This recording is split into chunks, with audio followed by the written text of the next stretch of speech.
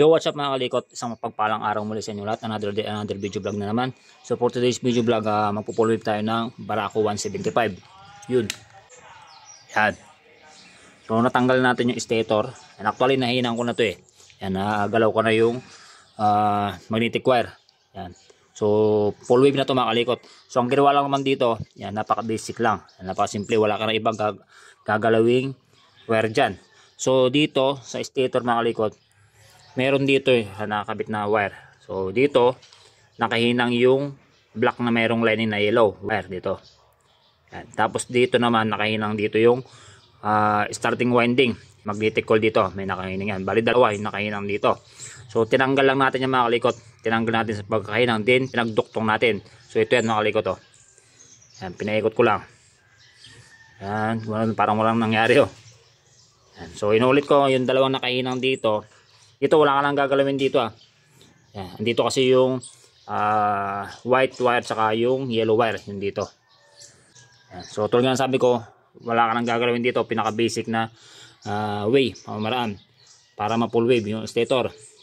So yung dalawang nakahinang dito, yan, which is yung black na merong lining na yellow saka yung magnetic coil, yung starting winding, tatanggalin nyo lang sa pagkakahinang. Yan, iaangat nyo, then pagduduktongin nyo. Okay, pagduduktongin nyo, paghihinangin nyo. Yan, ganun lang, floated na yung ground yan, naka full wave na yan. Okay, tapos nagamit tayo ng regulator rectifier na ito, full wave 5 wires. Ito yung gagamitin natin para ma-full wave natin yung Barako. So dito mga kalikot, yan. So itong yellow wire na to, yan, hindi natin gagamitin to. Yan, parang matandaan nyo sa mga Mio Sporty, parang ganun mangyayari mga kalikot. So itong yellow na to, yan, disable na to. So ito kasi nagpapailaw sa headlight. So ang gagawin natin, battery operated na rin natin yung headlight. So ang gagamitin natin is itong white, yan, white saka black na mayroong lining na yellow. So disable na to. Itong dalawa na to sa pulsar to mga kalikot, negative at positive wire ng pulsar. So ayusin natin, kakabit natin doon. Okay, sa Barako na yan. Balik lang natin tong stator. So mga kalikot, na ibalik natin yung stator. Yan, yung hininang natin, yan, pinul wave natin. Okay, so ito yung wire nyan ang ating stator, kung saan dito siya nakakabit. Okay, so dito mga kalikot, yan, so babalik lang natin to, yan, pagka-connect.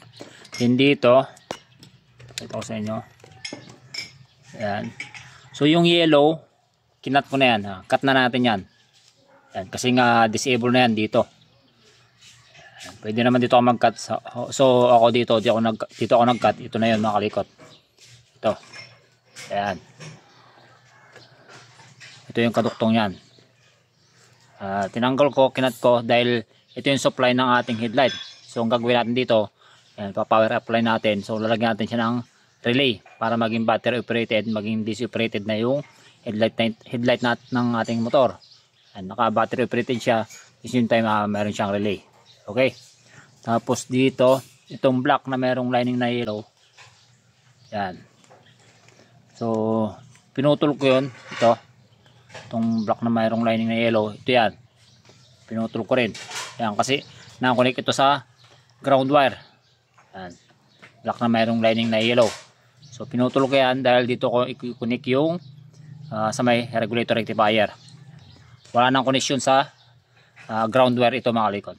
Okay, so balik natin to pagkaka sakit. Balik lang natin yung itong goma nya.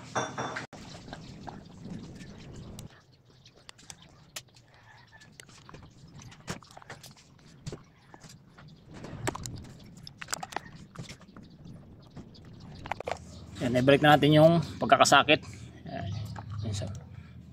Tapos dito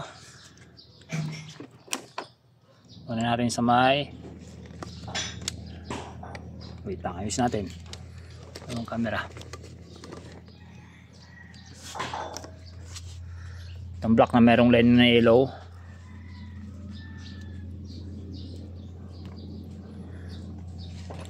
so gamit tayo ng yan, full wave regulator rectifier na meron siyang 5 wires.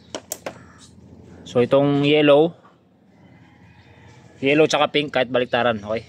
So yellow dito natin i-connect sa yan, sa block na merong lining na yellow. Ito na yung papunta sa ating stator.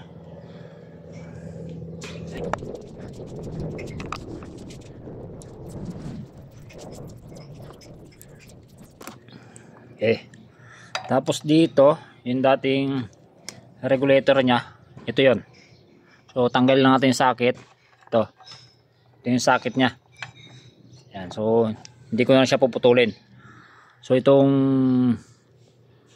pink, yan, itong pink wire, dito rin natin i-connect tong pink wire ng ating regulator rectifier.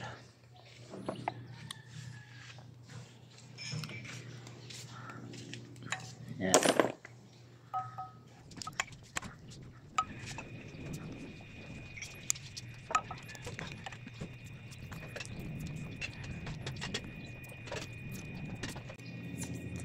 Okay.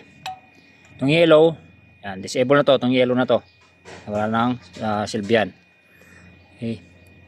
Tapos itong white ng ating ito, yung sa may socket ng ating stock na regulator.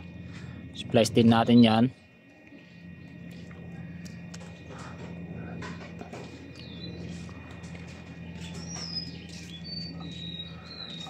Dito natin i-connect yung red wire ng ating regulator rectifier. Itong white na to. Yan, positive yan. Papunta sa positive ng ating battery at the same time sa may ignition switch.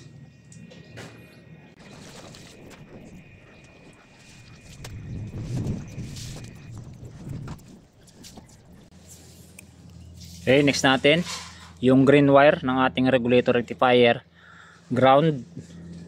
So ang ground wire ng ating Kawasaki Barako is ito, yung block na merong lining na yellow.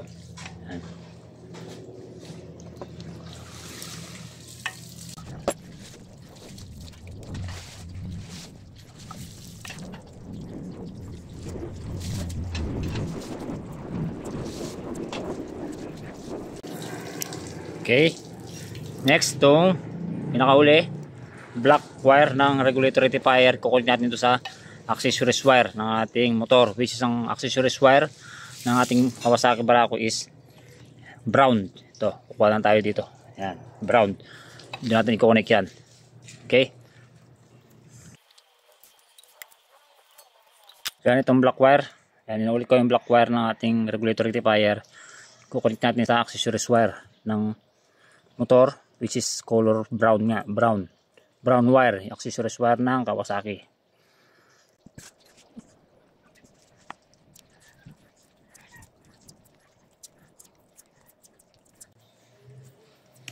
So ganoon lang mga likot, tapos na yung pagkaka full wave ng ating Barako, Kawasaki Barako 175. So i-organize ko na lang, ayusin ko na lang yung bawat wire. Check mga likot, okay na, tapos ko na i-full wave itong Barako 175, Barako 2. Ito yung regulator na kinabit ko. 5 wires, full wave regulator rectifier. So dyan ko nilagay mga kalikot. Yan, sakto parang may bulsa dyan. Yan, so yun, all in goods na. Yan, so ganoon lang mga kalikot na mag full wave ng Kawasaki Barako 175. So basic lang. Okay, so yan, thank you.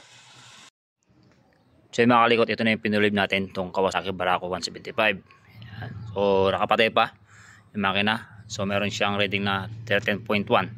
So pandar natin.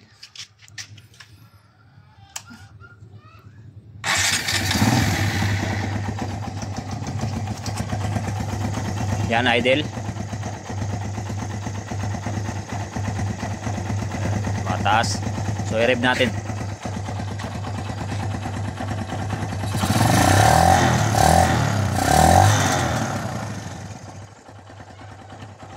Maabot siya ng 14.4. So i-rev pa natin. 14.7. Ayan.